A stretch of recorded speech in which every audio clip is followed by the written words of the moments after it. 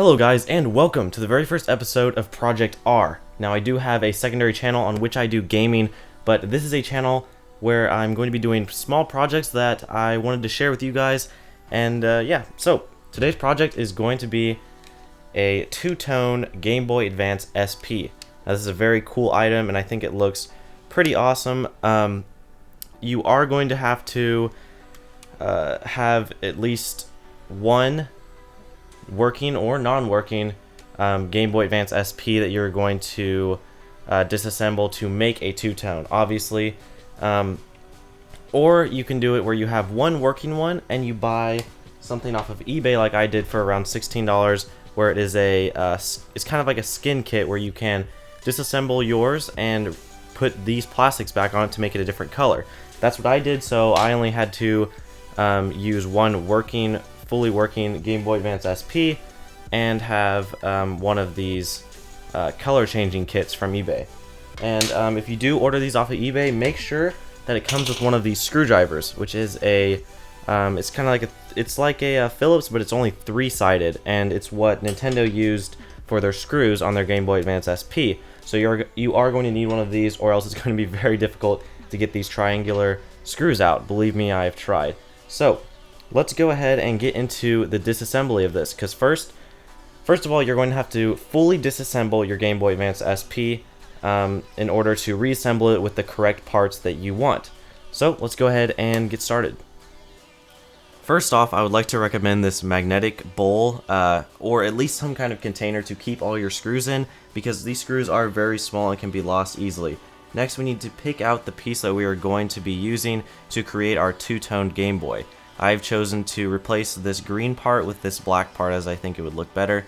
Tools you'll need is a three-sided Nintendo screwdriver, as well as a small, regular four-sided Phillips screwdriver, as there are a few regular Phillips screws on this device.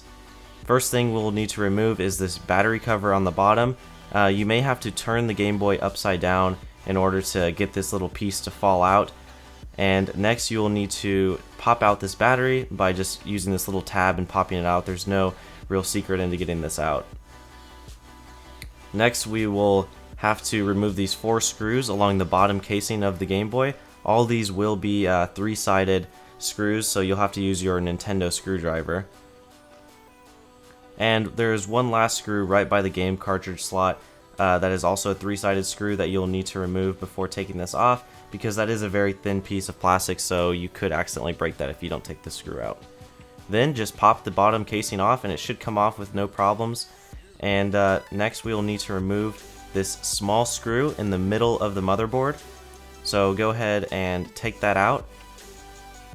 You may need a magnetic screwdriver because this screw is a little bit difficult to get out if you don't have one. Next, just take the motherboard off, but be very careful because there is a ribbon cable that you need to remove before the motherboard is fully free from the casing. You can just use your fingernails and pop these two little tabs on each side out, and the ribbon cable should slide right out. Take note that this needs to be handled with care, because if that ribbon cable tears, the screen is done. Next, you will need to remove these little rubber pieces that cover the plastic buttons on the front part of the casing on the Game Boy, and also pop out the little speaker. Then you may need to tilt the Game Boy upside down just to get the remaining buttons out, and keep those in a spot where you're not going to lose them.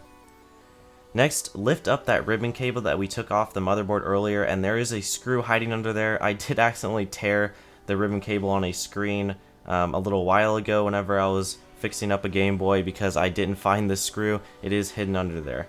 Then just turn the Game Boy over and remove that little casing part. Next, we'll need to remove all these little rubber pieces on the front of the screen before we can get to the screws. Then just use your screwdriver, your Nintendo screwdriver, to remove these screws. There are 5 of them, so make sure you get all of them before trying to disassemble the screen casing. Next, just fold the screen like you're going to fold it, and then hold the inner part while you take the outer part off, and it should just come straight off. Then you can set that aside. Now you should be able to remove the screen with no problem, and this is a good opportunity to replace the screen if you have one of the older frontlit models. then it is a good opportunity to replace it with a backlit screen, and it is still compatible with the old motherboards as well. Next, you'll just need to find out what part you want to use. As I said before, I'm going to be using the black back casing instead of the green. So now we just need to start the reassemble of the device.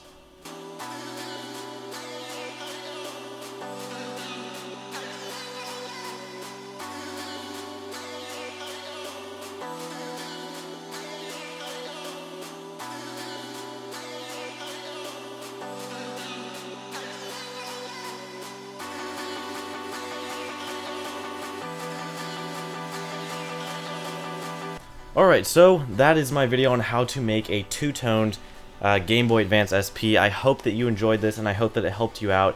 And yeah, so this video can also be applied to if you are going to be replacing the screen, then you also are going to be doing a full disassembly of your Game Boy, so you can use this video for tutorials of that as well. So, that is it. Thank you for watching today's episode of Project R. Peace out.